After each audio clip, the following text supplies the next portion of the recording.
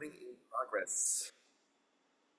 Hello, everybody, and welcome to Twin Killing, the show where two twins may have the same chromosomes, but they have different opinions. Uh, Once again, challenging the format of this show again for however many weeks in a row now. Marcus Luna is not going to be here. It's just going to be me. Yeah. So let's get into it. Hope he comes back next week. Twin Killing, as I mentioned in previous episodes, not only is it two twins, Marcus and Jason, talking about stuff with their differing opinions but similar life backgrounds, but it's also at least two different topics every week to pay off the whole fact that we're twins. So since Jason's in charge, we're going to get very nerdy and persnickety and television based. I guess three things. A quick update on my quest to get a Nintendo Switch 2 and anything I've heard about the Nintendo Switch. Not much. Also, kind of breaking the big news in the middle, but previous YouTube gimmick I did 2 episodes of and then moved on to this. I'm bringing back to the podcast. It's me applauding on the audio. Yes. Because it's a great, fun concept. It's called Novelty to Novel Me. It's looking at humor and novelty songs, very loose definition of what that is, just basically weird songs that exist, and doing an analytical breakdown and how funny or good they are with some background. Doing that. And then also, I just started the UPN era of Twilight Zone. I finished 2 Twilight Zones, only 2 Twilight Zones left. God. So I'm going to do a little bit of a comparison analysis of all 3 Twilight Zones. Previous episode I did the first 2, so more of that. Truly the most shocking twist. Talking about Twilight Zone again. Yeah.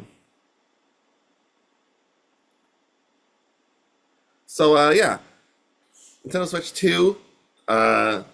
Technically, since we last talked, I believe there was a Mario Kart World exclusive Nintendo Direct video, 15-minute video, all about Mario Kart World. Didn't do a lot for me. They showed honestly too much of the game at the Nintendo Treehouse event. People playing that game. So the video was very repetitive. Got to see some new power-ups in person. And the game still looks cool. I definitely want it. Nintendo, give it to me. Or God, give it to me.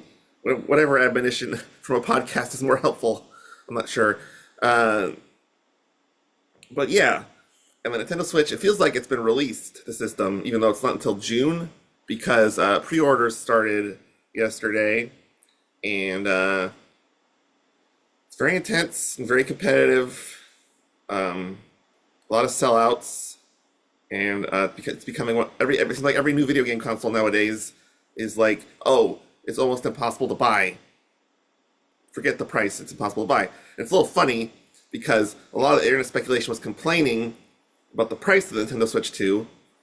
It's $450 flat just for a console with no games on it, which is more than, basically $100 more than the Nintendo Switch 1. And Mario Kart World costs $80, which is $20 more than the average of the last generation of games. So people were like, this system and game are too expensive. Who's going to want to buy this in this economy? And it turns out more than ever. It's not just the same amount or a lot. It's more than the Nintendo Switch 1. So, price be damned. And I'm in a enrolled lottery from the Nintendo themselves for pre-orders, but there's no guarantee I'll get one, and I'm not gonna go with my current economic status. I'm not gonna go hassle GameStop or whatever dying to get one. But if I get a pre-order, I will pay for it because I can barely afford that, and that's more important than food. Yep. Uh, so yeah, that's about it for Nintendo Switch. We're in the we've gone from debuting the concept of it and teasing games. We're in a lull for new games to be announced. Now we're just sort of like, hopefully release goes well. Hopefully Jason Luna gets one.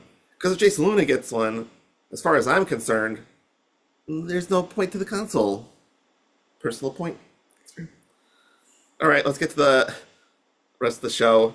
For novelty to novel me, I compiled a Spotify list of, like I said, comedy songs, novelty songs, any song where the name of the song or rarely like the Spotify suggestion based on previous humor songs I picked, whatever, piques my interest, seems odd, seems funny, and picked a few TV theme songs off of there. It has to be like particularly noteworthy. Almost all the TV songs have to have lyrics, because it's not very funny to like listen to like I'm trying to think of a good example. What's a good example of a TV any popular TV song with no lyrics? There's like 10 million of them. Star Trek: The Next Generation. I guess there is talking on that, but it's not very funny. It's like, space, the final frontier. These are the voyages of the Star Trek Enterprise. The mission to boldly go where no one has gone before. They switch it from no man to no one to be gender positive, which is funny because the first Star Trek is set near like 2300, but they didn't know to say not to say no man. Feature's weird. How it seems like the 1960s, even though it's 2300s. Different show. Okay, my whole point was, you gotta have silly lyrics mostly to be considered a funny TV theme song. And this song definitely qualifies.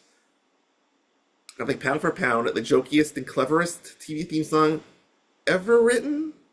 I'm sure there's something more in the modern era with, propensity of post-Weird Al Yankovic songwriting, but Green Acres is my choice. Before I get into the song, brief background, which is very brief.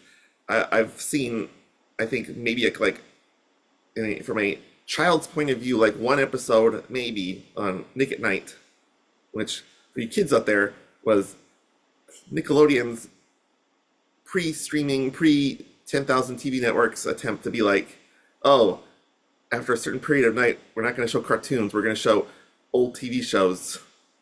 And then TV Land became a channel, and it's a whole boring thing. Stop saying boring. Anyway,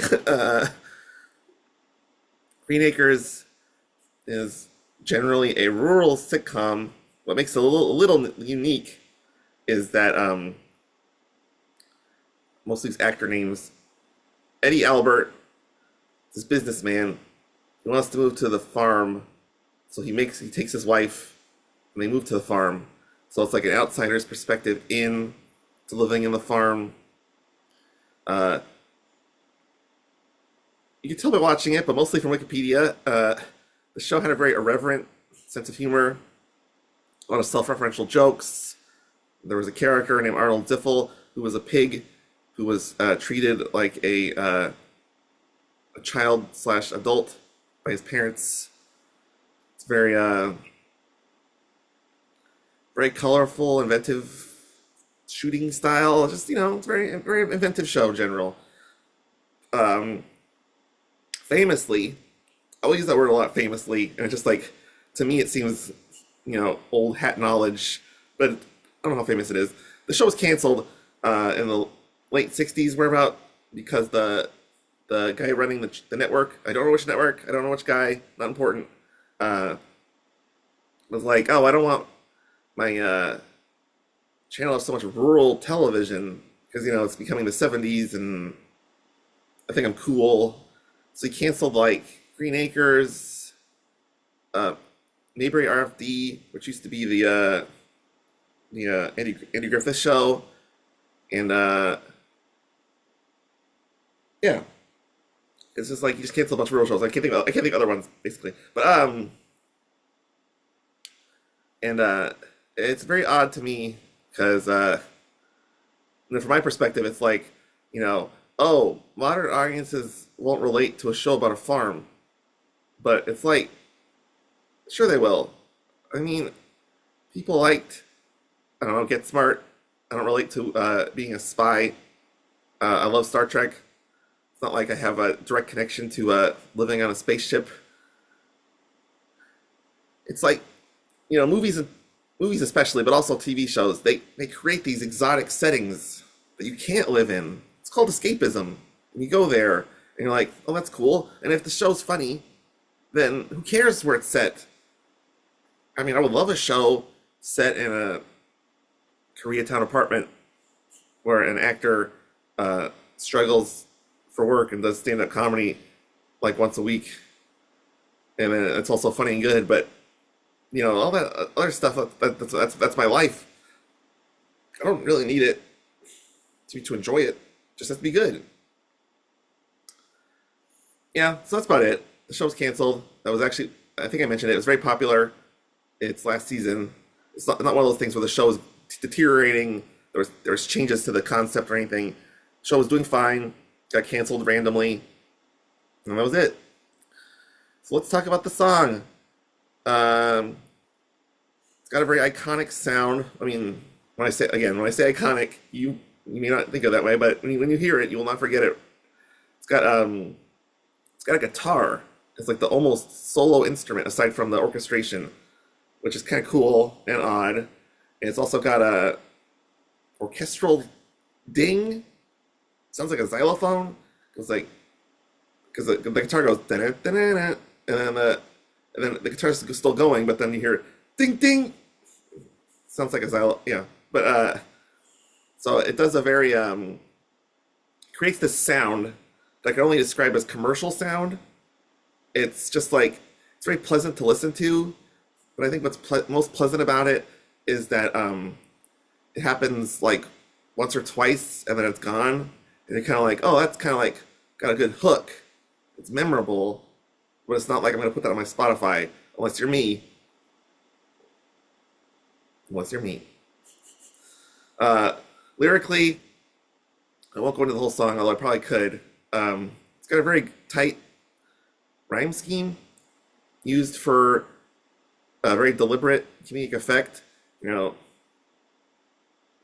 the most iconic thing is, Eddie Albert's talking about the things he likes about the farm. This is real quick in song form. I like this, and then Ava Gabor, Zsa Zsa Gabor's sister, kind of looks like Zsa Zsa Gabor. Not important. I don't know. I guess to the Gabor family, I guess it's probably pretty important which one's which. Anyway, it'll rhyme. So it'll be like da-da-da-da-da, the chores, da-da-da-da-da, the stores. Da-da-da-da-da-da-da. I love it.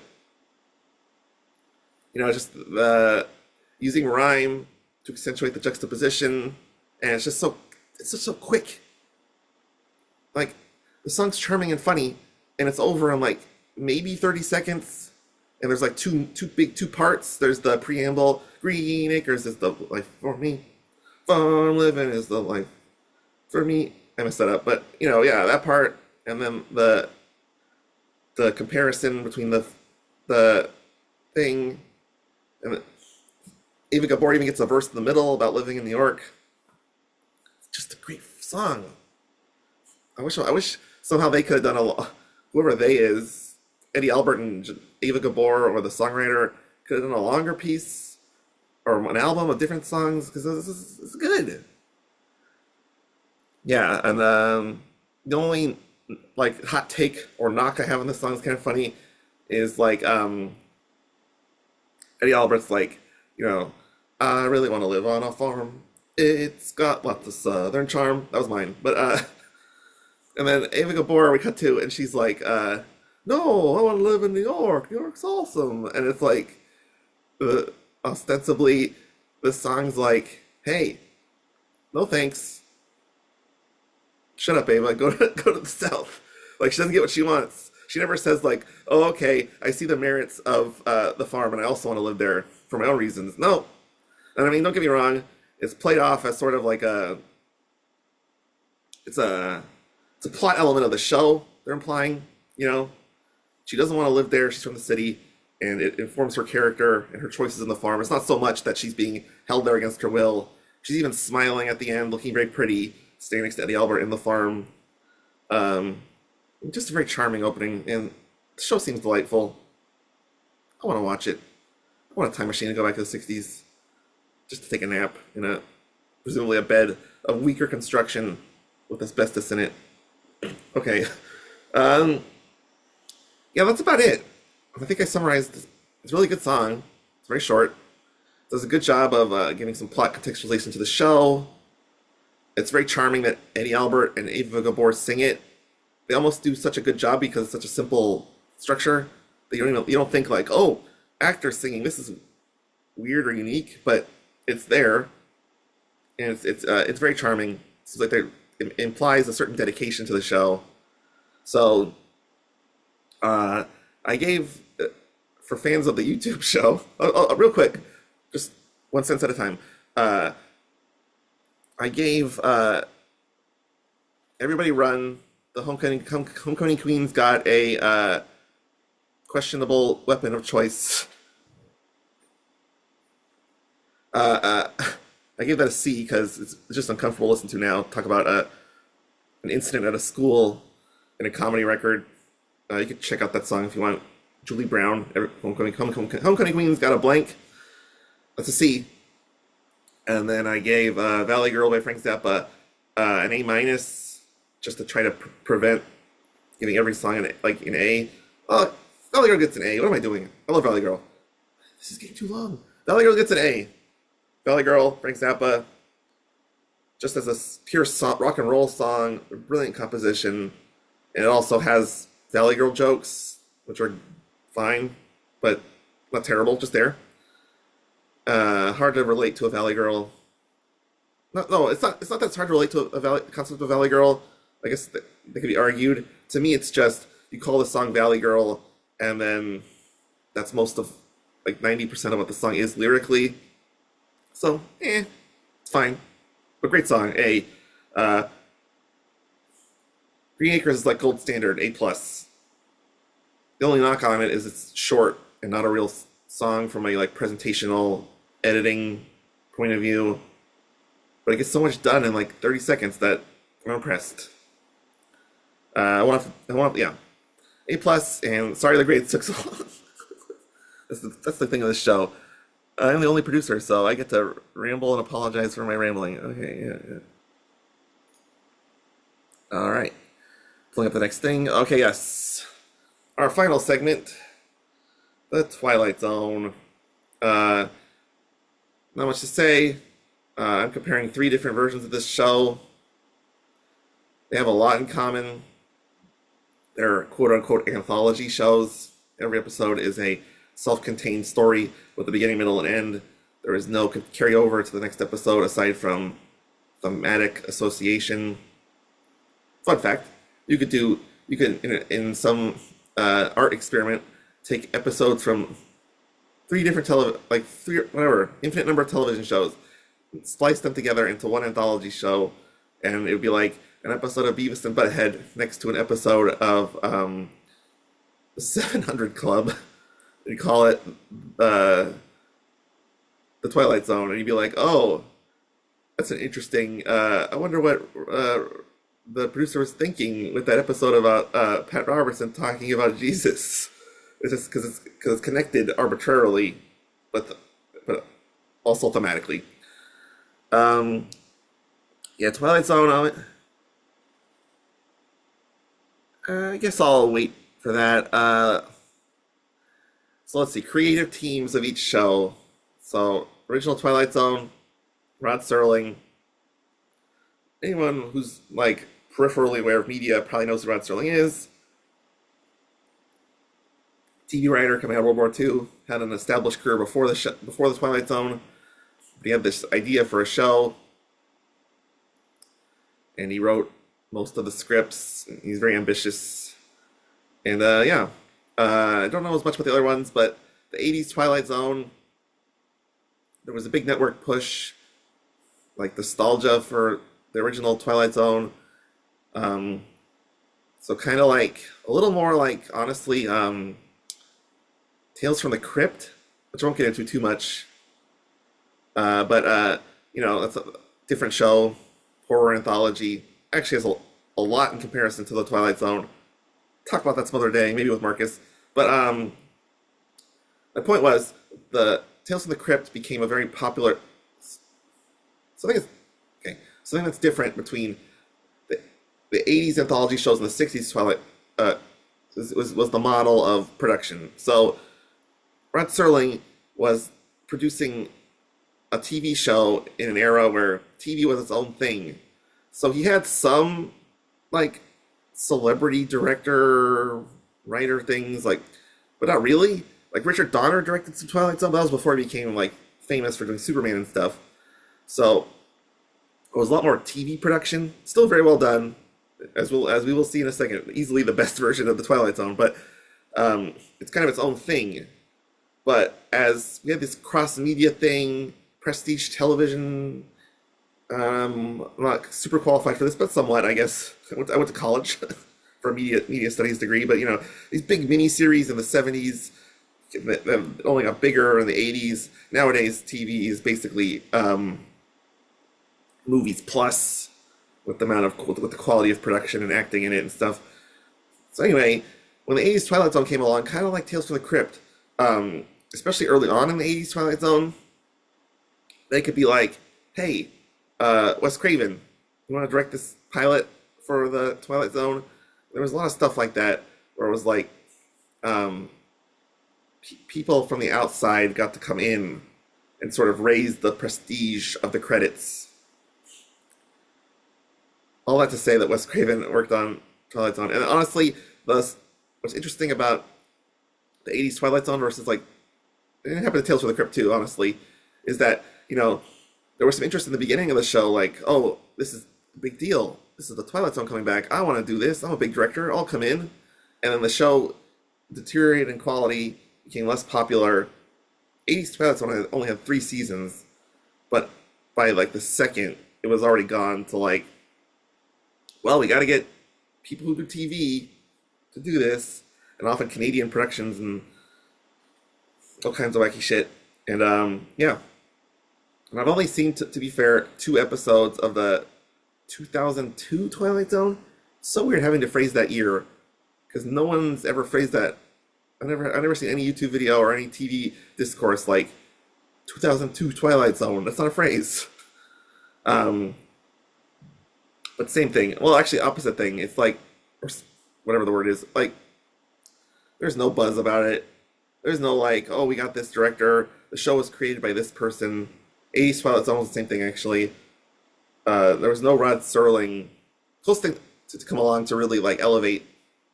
'80s Twilight Zone had that guy. I'm not gonna remember or look up his name. Hopefully, someone will tell me in the chat. But oh man, he ended up creating Babylon 5 in the '90s. So good for him. And he ended up writing a lot of the like quintessential modern variants of like Spider-Man for Ultimate Spider-Man and stuff. And anyway, he sort of ran '80s Twilight Zone. He was in and out. I think he dropped off by the end for the same reason. So even a sort of marginal pre-celebrity like him, basically, yeah, Babylon 5 before Babylon 5. And even Babylon 5 wasn't that popular. But anyway, he was gone by the end. All that to say, yeah. So Twilight Zone's they're all Twilight Zone. The original Twilight Zone is the one with the iconic team. Yeah, backstory. There's not much to it. So I guess the '50s one's the most interesting. I would love to read a book about, or yeah, that goes in depth about Rod Serling's like reason, because he went from like traditional TV drama, which is similar to the Twilight Zone but different, where I don't know, you tell a real life story and you you have a natural dramatic point to go from like, oh, I can do these science fiction stories that also have a dramatic point and talk about race and other interesting topics. So that's all I really know is that in theory, this regular TV writer is like, hey, science fiction is really interesting, and he turned it into prestige television. And an 80s Twilight Zone, I don't know, it's interesting. I'm sure there's a behind the scenes component as to why the Twilight Zone got famous again. I probably blame Steven Spielberg. I like the Twilight Zone movie a lot more than most people, especially his kick the can segment, very underrated. Should talk about that in some future episode, probably next week, depending on if Marcus is here. Anyway, so yeah, kind of similar to Wes Craven directing the pilot of the 80s Twilight Zone. It's like Steven Spielberg, I guess, was like, I really liked the Twilight Zone. I want to bring it back. And he got like people to help him. There's a lot more famous directors in the movie than the 80s TV show. But anyway, I think that Steven Spielberg movie got this in the mind. And then, not to get too sad, but when I think Morrow and two children had a helicopter fall on them and kill them during the Twilight Zone movie, part of me thinks that maybe the 80s Twilight Zone TV show was sort of a make-good. Like, okay, the Twilight Zone movie was a terrible process that everyone regrets, but let's make the Twilight Zone fun again, the TV show. So I'm speculating on both origins, and even I have literally no information, not even speculative, on the 2002 Twilight Zone. Originally aired on, I guess, only aired. The reason I say okay, because originally aired on UPN, and that's the only place it aired. But there is no UPN. UPN was a attempt to create, it seemed like a I don't know how that works business wise, but like a discount network channel. Like it's a slightly higher number, lower quality, less programming, and it split into Warner Brothers and CW. And Warner Brothers is CW. It's very confusing. The point is, the only reason I said originally aired on UPN that's factually odd because it's only, it aired on UPN, but that format doesn't exist. I'm not sure where it is on streaming. Oh, I didn't even think about that. Yeah, original Twilight Zone. It's locked up on Paramount Plus in a very nice package, if you don't mind paying for Paramount Plus. And then the 80s and 2000 Twilight Zone are just sort of floating in the streaming breeze. It's amazing how many TV shows are just like unprotected against that. Like, don't say you heard it from me, but here on YouTube you can watch all of it. It's fine. Cultural comparison. It's interesting. I wrote that in my notes. Yeah, I mean, it's 50s and 60s. It looked a lot like 50s for the original Twilight Zone. 80s and 2000s. So, yeah, I mean, obviously, clothing changed. It's a lot more ambitious, for lack of a term, clothing in the 80s Twilight Zone. Just like, hey, I can wear a blue pastel suit or a red shirt here when you wouldn't think that'd be good. And there's a lot more a normal suit and tie in the 50s Twilight Zone. And of course, the black and white, which I consider a very controversial topic. I got quotes on that too. Controversial. Because, there's some purists out there, and I tend to agree with them sometimes, where it's like, the black and white in the Twilight Zone looks so good and like classy. You get such like cinematic depth of field. It's like shades of like Citizen Kane almost, because it's like, you get the distance and like the neat coloration, and the corners look tight and stuff. And then 80s Twilight Zone is the worst looking Twilight Zone. It's nothing personal against the show. It's just the era it was in. It was shot on just cheap color cameras, and I don't know why it looks so bad now on YouTube and stuff. But I somehow pay for my new Twilight Zone. Uh, yeah, it just looks sort of faded. The color doesn't match right. The sun's overexposed. It just kind of has this awkward glow to it. Colors sort of blend in the background and the front, all the grounds. Just looks ugly. And so a nice change of pace for the 2002 Twilight Zone is, well, first of all, characters dress normally. It's like, it's in color, so it doesn't look quite as timeless as the 50s Twilight Zone, but people dress in, relatively conservative colors, and the even on YouTube, which I don't watch because that's like piracy, question mark. Anyway, the color contrast is not bad. It's fine. Yeah. So let's talk about how the episodes work. This shouldn't take too long, but to me, so it will. I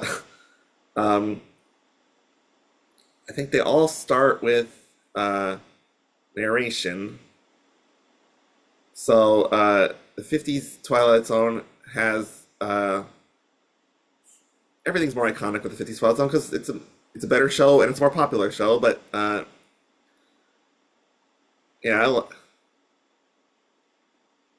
I love because let's just do a comparison here real quick. Because 80s Twilight Zone, take that out of the picture because they have narration, but it's just some announcer guy, not even like well known or like Rod Serling, the writer of the show or something. It's just some guy, kind of old, with a gravelly voice who goes like, "This character who's on screen right now is in the Twilight Zone." There's no cut to, there's no transition. It just happens. 2002 Twilight Zone, they brought back the on-camera narration, and so here's the difference. Very subtle. But so Rod Serling didn't have digital technology or like camera tricks or whatever. So it's like they would either like turn the camera or the camera would follow the other way for a second, and he'd be standing there in his suit, be like, this guy's like this, and he's gonna find the Twilight Zone. And he's, cigarette smoking, I'm sure, and it, and it cuts out, right? Very very iconic. And then the 2002 Twilight Zone, I really wish they somehow could have done like the writer of the show does the thing again, but that'll never happen unless you're Jordan Peele. I'm not there yet.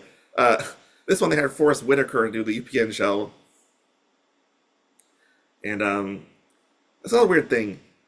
Rod Serling wears like a suit and tie, and like so it's very much like I'm a professional and I'm kind of the writer of the show, and look at me. And Forrest Whitaker wears like a leather jacket with a black shirt underneath. So it kind of comes off like he's a character or a tough guy. I don't know. Anyway, it's similar to the Rod Serling thing, but it's a lot more of like a, hey, we can. I don't know if it's green screening or not. It looks like it kind of because it's such a abrupt cut, and he's there and he goes like. He just kind of says it, and yeah, I think the Rod Serling one reads a lot better because it gives you that three-dimensional space, like he's in there somehow, and even though he's gonna be gone by the next scene, just cool. Well, I thought I'd bring that up. General plot of every episode. Okay, yeah, so. I think they're all pretty similar. Actually, they're not at all in subtle ways, but in big ways they are. The big version is, we see a character, usually who's struggling financially. I feel like the 80s Twilight Zone in particular really leaned into the like, this guy's poor. What if we give him the chance to give money? What if, the money he got was stupid, and he's stupid, or something. You know what I mean? It's very much like teasing someone with money, but you can't get money unnaturally. That's the lesson. Anyway, So the big lesson, the general thing for all three shows, I would say, is you have a central character, something's not right, and they're sad, or even maybe if they're happy, it's just like they're in a very specific situation with their family or with their life, and the narrator is like, this character seems pretty normal, but normal don't mean shit in the Twilight Zone. It's not like it's not quite that bad, but you know what I mean. They're kind of setting up that like things are going to change, or it becomes more. I think more common with the later shows. Like they kind of want to jump into. They're anxious, so they want to kind of jump into the quote unquote fun part, the science fiction element. So they'll be like, Charlie likes to count cards, but he's gonna learn that counting cards is blah, blah, blah. So you're setting up that the thing he's doing is literally gonna be fantasized into science fiction. And then anyway, so we have to set up, and the character is like doing their thing, and then I keep saying this, but it's true. In the '80s show, even less than the 2002 show, the guy's doing his thing in the '80s show, and a character will show up who's weird and does something, and the other character like reacts or becomes corrupt or whatever, whatever the reaction is, and then goes forward. But in general, characters going along, weird thing starts happening. It's inexplicable. I feel like a lot more in the '50s show. It's like the character's like, am I hallucinating? What's happening? This is insane. They'll do a lot of crying or like being no, blah blah blah. And then at the end, we reveal a twist. I don't want to do finger quotes, like because my fingers are twisting. That's why. A twist where the weird thing that's happening has been happening for X specific reason that provides context that makes sense. The original Twilight Zone in particular was able to do really poignant ones, where it's like, I remember this one episode where this guy's like a professional airplane, what do you call it, airplane crash analyst, guy who can like figure out how planes crashed, and his wife disappeared in a plane crash for inexplicably, and he's never been able to solve it. And her plane shows up like in like ghost form in a hangar, and he goes there and he's like, this is weird or something, and I'm sure I'm messing it up, but at the end he sticks his hand in the propeller to prove what's going on, and then reveals that he was like crazy, made the whole thing up because he was upset about his wife or something. I'm sure I should have picked up so I remember better, but the idea is that the original Twilight Zone had twists that were a lot of times that were like, this thing's happening because you're sad or because you're getting through stuff. And I think there's that's a lot of relatability. Is that sure we did an episode about monsters or whatever, but it's really just like this guy just wants to be human. He can't, or he will be, or whatever. So, general summarizing took too long. Good to know. Visuals, I skipped a step on that, but yeah, black and white is awesome. 80s Twilight Zone is ugly. 2002 Twilight Zone is fine, but also remarkable. I did the host thing. I think it's so sad the 80s Twilight Zone couldn't do a host, but kept the monologues. Seems very 80s to me. We're like, oh, we can just get some guy to do the monologue. He's not even that good at it. He's not famous. It's just sad.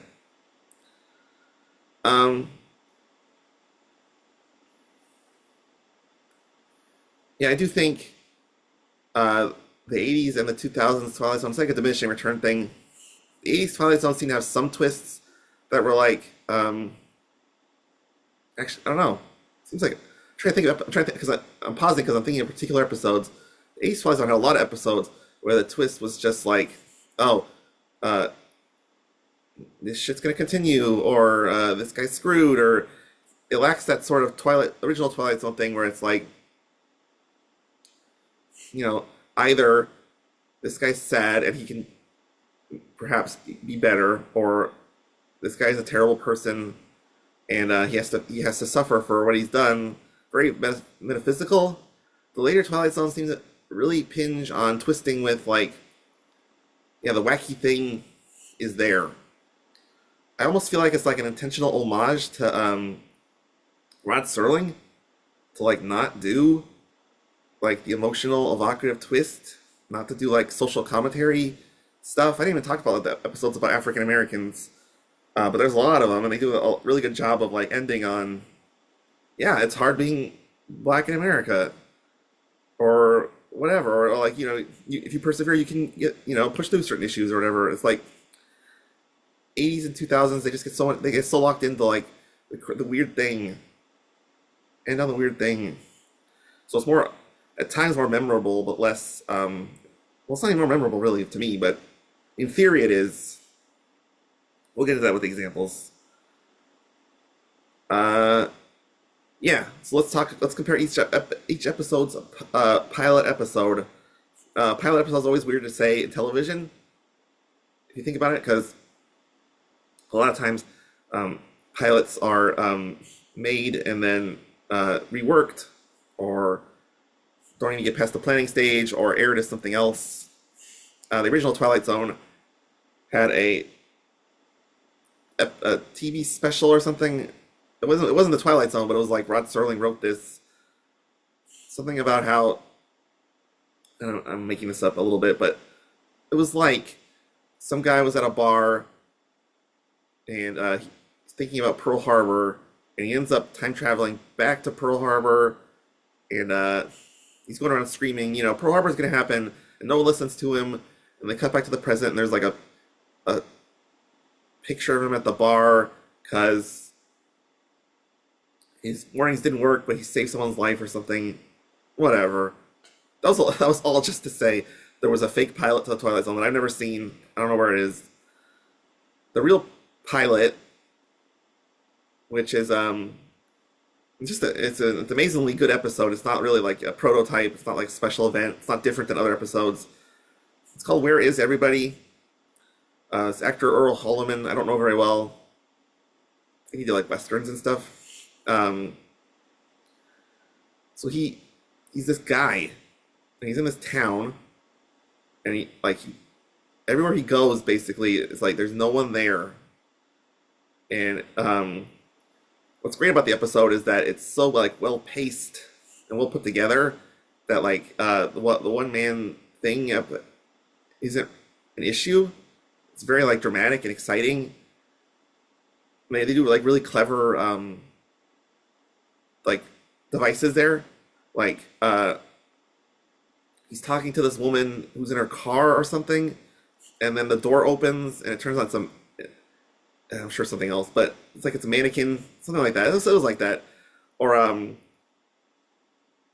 he calls the operator on the phone, on a payphone, and at first it seems like they're talking, and then you realize it's a recording.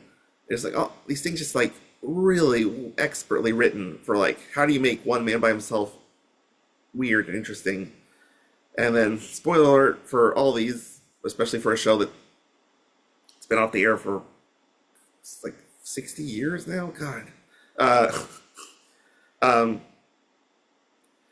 the guy loses his mind, and he starts pushing the walk button on a still empty road, but empty, on the crosswalk, and screaming, blah blah blah. And then we cut to he's in like a test capsule for an astronaut, and he's pressing the panic button to get out. And it turns out they were testing him to see how he would handle isolation for a solo rocket to the moon. And they're like, "Oh, you did a really great job. You're gonna go to the moon." And then, he's leaving the the NASA base or whatever in a gurney because he's been sitting there for like 30 days. And he looks up at the moon. He's kind of sad about it. And yeah, great episode. I think, I mean, if I had to say, like, rating all the episodes or something, I would still rate it fairly high, but it is just an odd experiment to have him act by himself, and the ending is poignant, but not the most exacting. I feel like Twilight Zone learned over time that you could be a little more exacting. Like, it's relatable, but also a little situational. You're like, I don't want to be alone on a rocket to space. I mean, it is an interesting insight into the space program, but we don't really have a space program anymore. So, but a great episode overall. That was my only note. I love it. So, the '80s Twilight Zone. I'm actually gonna look this up because '80s Twilight Zone is something really stupid that no other Twilight Zone show did. Thank God. '80s Twilight Zone list of episodes. 1985 Twilight Zone. I thought it was a little earlier. Okay, so some episodes of I don't know why. I guess it was sort of like to pay off the excitement of a new show, which seems like very artificially contrived. But it's like they did they would do like three separate stories in one episode, and it's like, I mean, the one thing it does is it lets you do like a shorter episode. But why is it the Twilight Zone doesn't need shorter episodes? Okay, you get the rich emotional pathos in like half an hour, or that one season of Twilight Zone no one likes, an hour, whatever. I like the hour episodes too, by the way. Different episode, but of the original Twilight Zone. But so yeah, I don't know. The only thing, it feels like a big event, I guess. Like, you know, like in this case, Bruce Willis is in one episode and someone else is in another episode. Wow, amazing production. But just sort of suffers because um, a lot of times, I feel like every episode of these multi Twilight episodes suffers from focus. Whether you're the longer episode in the two-part episode, or the shorter one in the two episode, it just doesn't have that roundness of character. You don't remember the story as well. So Wes Craven came in and directed the pilot of the '80s Twilight Zone. There's two separate things. Yeah, so the first episode is called Shatterday. Apparently, it was based on a Harlan Ellison short story, which is odd because the episode's kind of flat for me, as you'll see in a second. Harlan Ellison, very clever science fiction writer, wrote City on the Edge of Forever, arguably the greatest, most cinematic Star Trek episode. Later episode, okay, of my show. But anyway, so Shatterday is what it's called, and I feel like it's got a fun premise, and it does a hard job justifying what's fun and what happens next. But Bruce Willis is at a bar, and he accidentally dials his home phone number while trying to call someone, and Bruce Willis picks up, and there are indeed two Bruce Willises in the universe, and I mean, the hard part for me about the episode is that the plot becomes basically Bruce Willis at home uh, is somehow stealing the life of Bruce Willis at the bar, and it becomes very literal. It's like Bruce Willis at home is stockpiling goods to sit at home and never leave home, and Bruce Willis at the road is like buying hotel rooms to sustain. It just becomes so plotty. Like, I mean, you don't need any of that. Like, just it's it's supposed to be an imaginative show, and it becomes just so logistical. And and then at the end, Bruce Willis in the hotel room, he's like really struggling because he had to pull from like external finances away from the home to get a hotel room, and then home Bruce Willis goes to the hotel room, and hotel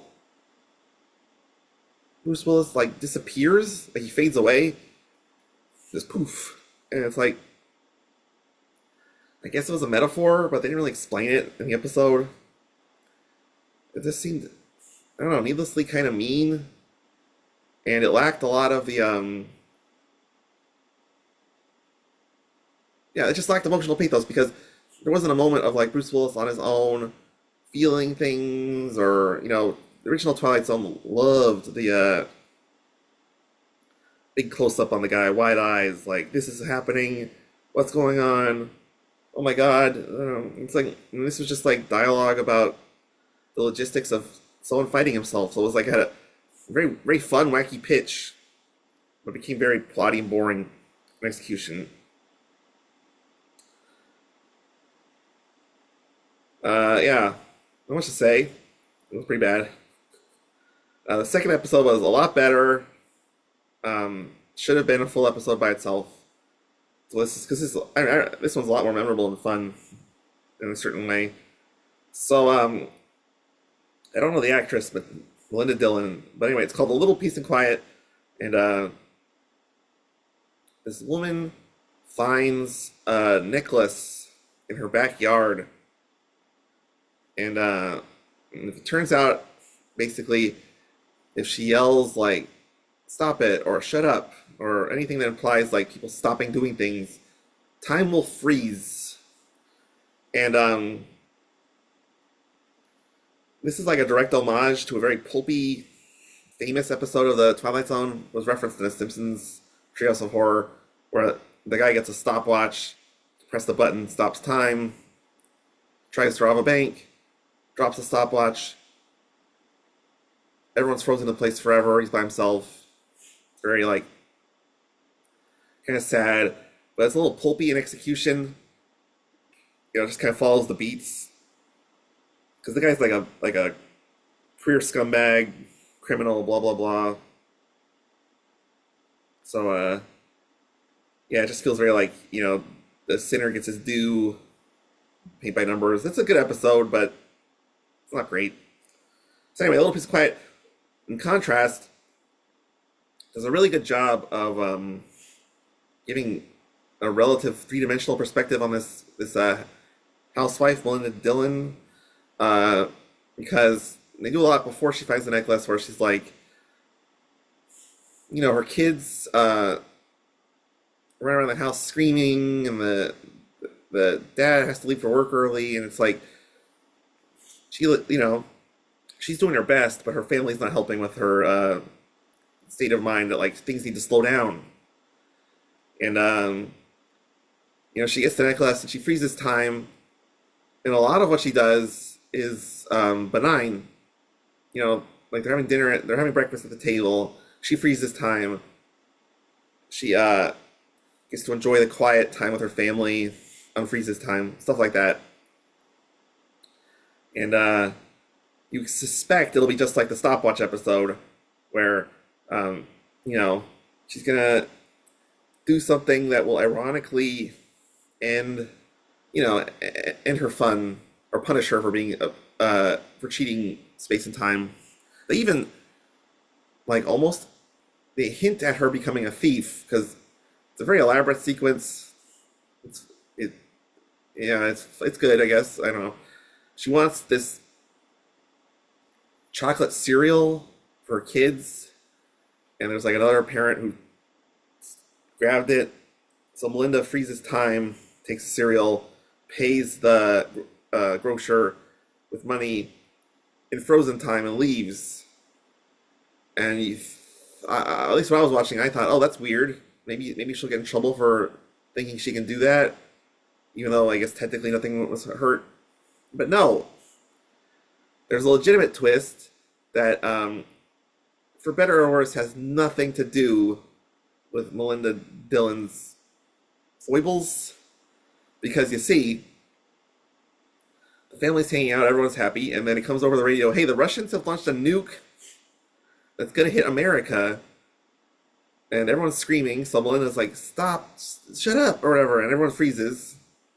She goes outside to the village square or wherever, and there's a missile about to hit the town. She's just like, oh, Like, time is frozen. If I unfroze it, doomsday, and it just sort of like lingers on that, like, what's she supposed to do? So, yeah, I found that because it's hard to say I hated something because it was fine. It was very well shot. Wes Craven did a much better job of getting like good performances out of this one. Like, because like it's just like the parts where you like Melinda Dillon and there's nothing going. There's nothing. She's just like using the necklace like smartly with her family. That's interesting. I don't know if it's like the greatest plot ever, but you want to see what's going to happen. And then this Russian missile, it just seems odd because obviously there's no reference to Russians before. There's no reference to missiles. It was foreboding, I guess, because this episode was carried by a lot of good acting, and it had a weird ending, but it was fine. Like later episodes, as we'll perhaps see, sort of indulged in this sort of like, oh, something big's happening, or this is weird, and it's just not as emotionally compelling. But it was okay. The Saturday thing ruined it, and yeah, I'm not a fan. But of Saturday, it was okay. So Twilight Zone classic, unsurprisingly, miles better. Man, by comparison to old Twilight Zone, just so tight, clever, cinematic, and all these things.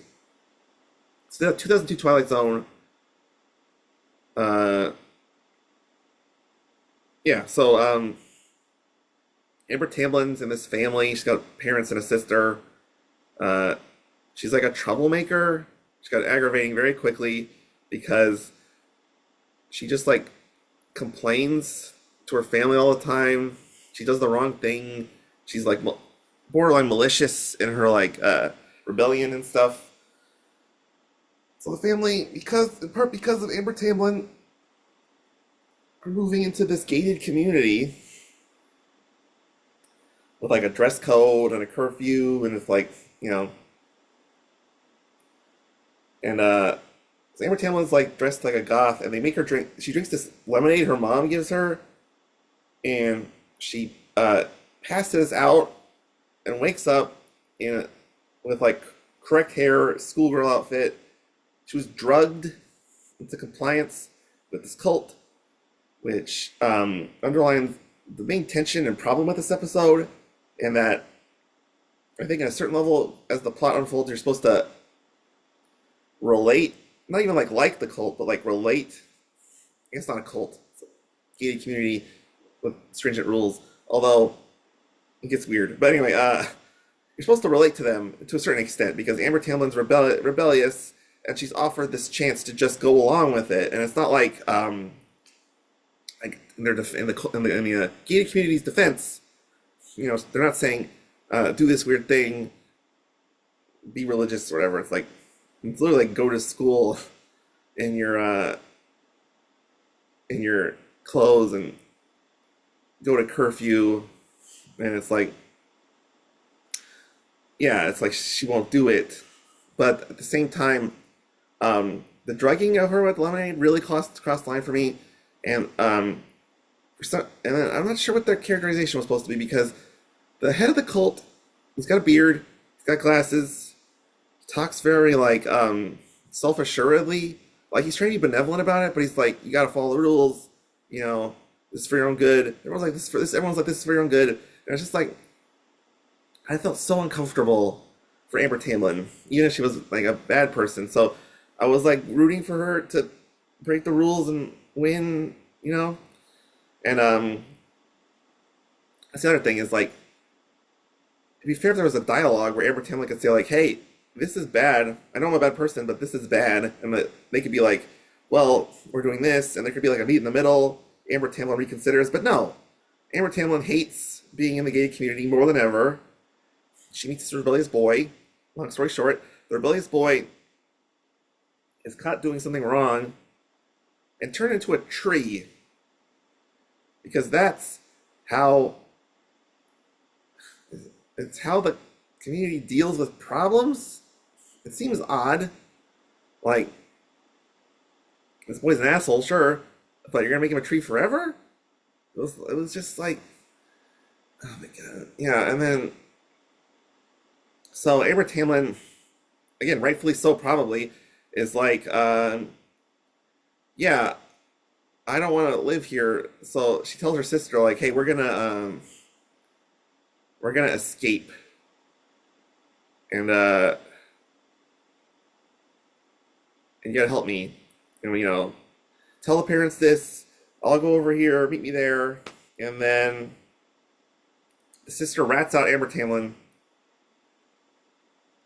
Amber Tamlin is turned into a tree. And they kind of treat it like, oh, at least she's still a member of the family. And, God, it's such a dark ending to basically kill children and turn them into trees. And then to treat it like it's somehow like, I don't know, what is it? Natural? Or, it almost feels like a satire, like, sure, my husband's a tree, but at least he's a part of the family. But they didn't pay off that. It's not a satirical thing. They treat it almost like puritanical righteousness that you're supposed to agree with. And it was kind of like the Saturday thing. I feel like Saturday was a metaphor for like, home self and work self trying to coexist, but they never said that or paid it off. And this was like a metaphor for rebellious, bad children, bad trees are family, the family members you don't want. What happens to them or something? And it's like, no. It just seemed very like cruel. Reminding me a lot more of like an Outer Limits type deal, which is more plot, well, not plotless, but kind of twistless sort of science fiction horror action. Which is odd, because the family's like happy. There's so many things that would link to this being an okay ending, but they murdered Amber Tamlin. So, what an odd. Yeah, I think it mistakenly associated it with the original Twilight Zone because of the weirdness of the tree thing. But there's no other weirdness in it aside, because like gated community plausible, dress code and curfew more than plausible. It just seemed very, very odd, and it was just like emotionally painful because Amber Tamlin's suffering, even if she's supposed to be a bad person or whatever, and she gets murdered. What a strange pilot. Very disappointing. So, yeah, it was bad. So, just to briefly touch upon the breadth of the series and hopefully wrap up the show, let's talk about the finales, or in the case of, because I just started it, the 2002 episode, the last episode I saw, which was the second episode, so not very exhaustive, but still interesting. So, the original Twilight Zone is one of the most not controversial, even double quotes, because it's not controversial at all, but it's odd what the last episode of the Twilight Zone is.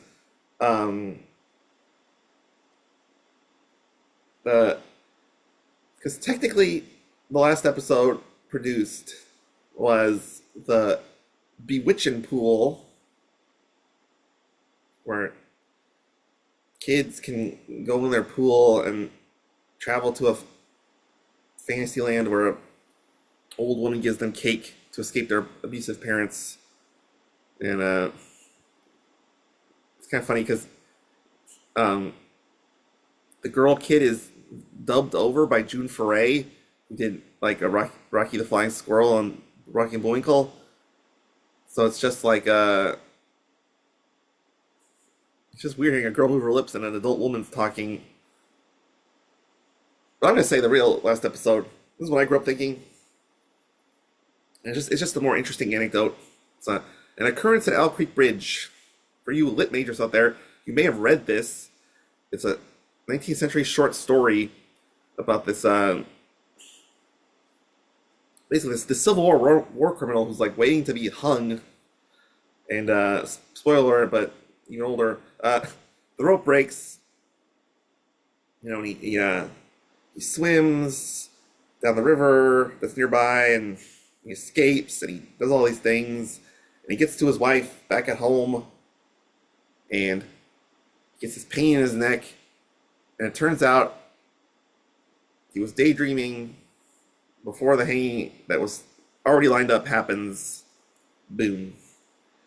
And it's interesting about this episode because the episode itself is fine. It's not great because it follows basically the same plot. You know, the guy escapes. The guy escapes. He runs around. Gets back home. And there's like no dialogue, and it just seems kind of like cheaply produced. And Rod Serling sort of implies the problem at the beginning of the episode. This is a French short film that won some award that did the whole thing. And yeah, it's just weird. Like, it lacks a certain production value. I mean, you know, not that you need dialogue in Twilight Zone, but that was a lot of the relatability. And I mean, the behind the scenes thing of having to buy a short film was just kind of sad. And kind of like, it was like, oh, the show's going to end. Because it's like, it's not sustainable. It wasn't good. It was okay, but it wasn't good.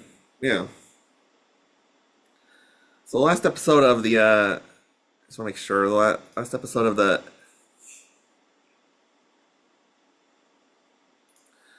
oh yeah, so, as I mentioned, there's a lot of deterioration over a short 3-year span with the 85 Twilight Zone. And the last episode just exemplifies it. A lot of, like, episodes with, like, 2 sets, and lots of, like, talking, and no actors no one's heard of in it and stuff. The episode's very clumsy, and it's ambitious too, which is like, if you're gonna make a cheap episode, just don't add in science fiction elements that you can't portray, you know. But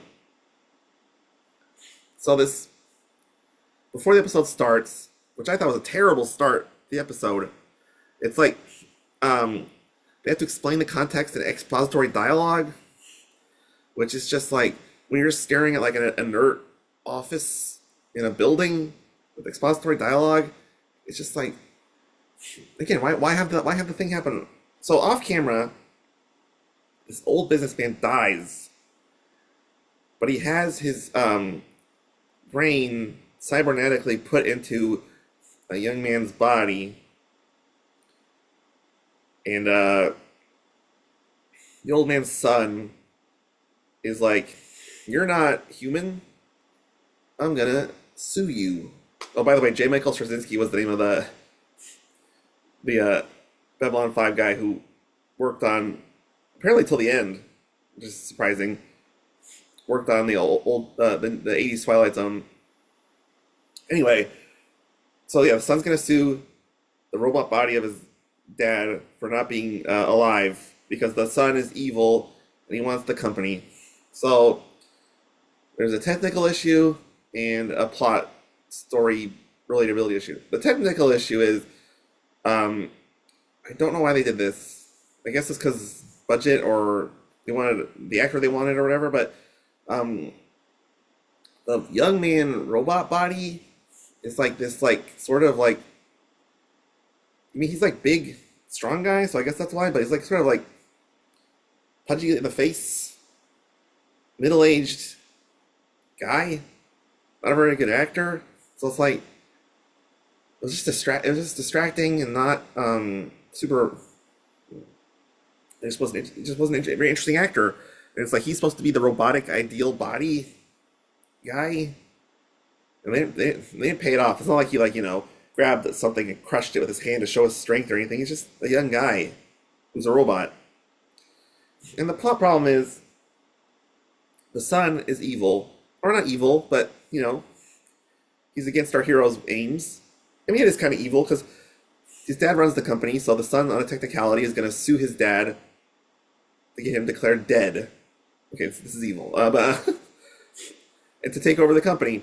So the son is a money-grubbing SOB. The dad is basically clinging to the company, which is a relatable human thing. It's not like, oh, it's not like likable, you know, because it's money. I mean, the robot guy still has the wife of the dead guy, which is logistically weird. Because I know, I'm sure the rich old guy married a young woman, but it just struck me as odd that she would just like, you know, instead of being that, like some kind of gold digger who realizes her error, or even gold young woman who acknowledges she's not a gold digger, they just sort of play it like a normal woman who's obligated to this robot out of like love, and not even like saying, "Oh, I love a robot." Just like, "Okay, you're my husband." I didn't even say that on camera. It's like, sure, move along. And yeah, it's a very forgettable, boring episode. Probably with low budget science fiction. You get a lot of exposition. You know, a lawyer explains to the robot that this trial is not going well. Doobie doobie doo. And and then the quote unquote twist, which is like a half twist, is eventually the robot. He's like, they didn't make this clear either. Just basic plot things, because the robot starts stuttering and acting weird, and later on they're like, oh, he was probably stressed, but is it just because the robot's new technology? And the robot dies. It's declared brain dead. And you know, the and there was no real emotional payoff. Like, the wife tells the son, like, you probably killed him with the stress, and it's like, oh, okay, whatever, I'm taking over the company. And then the twist is the robot was able to put his consciousness on a computer. The computer talks to the wife.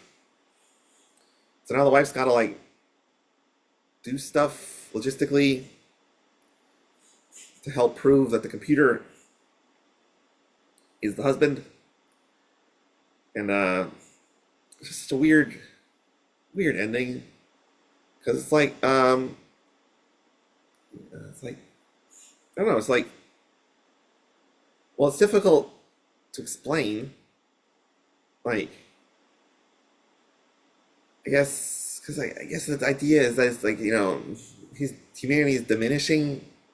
Which is such a weird thing to say, because diminish from a robot body to a computer, it's so subjective and complicated.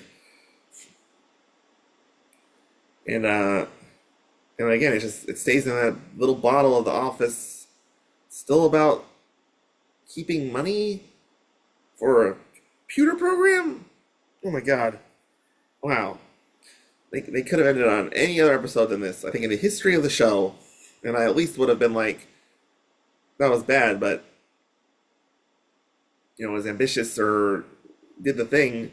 This just felt like student film, especially with the acting. So there you go. We went from an okay episode about Melinda Dillon freezing time to this shit. Yeah, and I saw the second episode of the 2002 Twilight Zone, so I'll try to be quick about this because it's kind of silly to compare, but it was much better than the first episode, because it stayed away from like this torturous family punishing children, hurting children thing. Real quick, there's this doctor in this overstaffed ER. He gets a patient who tried to kill himself. The patient is deaf, and Death agrees to take the day off, and the doctor is impressed. It's like, wow, you actually, when he sees that it's real, there's a whole thing where it's like he doesn't believe he's deaf and he tries to prove it, which I actually liked, because it felt realistic. He wasn't like overly expository, like you're not real. It's like he was actually doing basic detective work, like prove to me your death, and eventually they got there. Anyway, so people aren't dying, and then the doctor realizes like there are patients who have like you know inescapable burn wounds and stuff like that, and they're just alive in perpetual like screaming agony, and the hospital's like getting overstuffed with this. So he tells Death like, okay, never mind, you got to be Death. And then during the episode, the guy has headaches, which seem like insubstantial and just stress related. And at the end, Death agrees to come back, and he reveals the reason the doctor had headaches all day during the day off was that he had an aneurysm at work and was dying. So the guy that takes him and he died. And that takes him and he goes to heaven or whatever. It's very vague. And yeah, I mean pluses and minuses for sure, but the plot was very well constructed. Death being a character is always a good plot episode of any science fiction show. Like the twists of Death showing up, and then the burn victims being alive, very effective. And even any aneurysm. Big issue was kind of acting again. They got some young guy I never heard of to play the doctor. For some reason, is Dr. Ferguson, Fergurson, like the last name's Ferguson. It's someone with a broken computer, right? This, no, he's like, so he's saying these things that make sense to Death, but it just wasn't convincing in his rhetoric. And Jason Alexander played Death, which, on the one hand, you gotta make Death seem like someone who he's not. So Stanza makes sense. But on the other hand,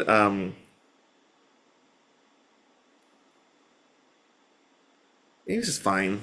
It wasn't nothing wrong with his performance, but it was, I don't know. Something about it seemed kind of contrived, especially when you find out he is Death. But I guess he can be Death, I guess, but I don't know. It was a good episode, but I think it lacked some of the cinematic design trappings to make it really memorable. It's still, I don't think, I'll end on a general note. I don't think Twilight Zone in color has ever really solved the problem of how do you make a sunny day look good in color? Because it sort of negates a lot of the tension. There's no real set design to counteract that on either 80s or 2002 Twilight Zone. So, thank you once again for listening to the show. Marcus will hopefully be back next week. And I hope the novelty to novel me thing was fun, because that seemed like a really nice, easier thing than talking about this Twilight Zone so much. Thank you. And remember, twin is a win.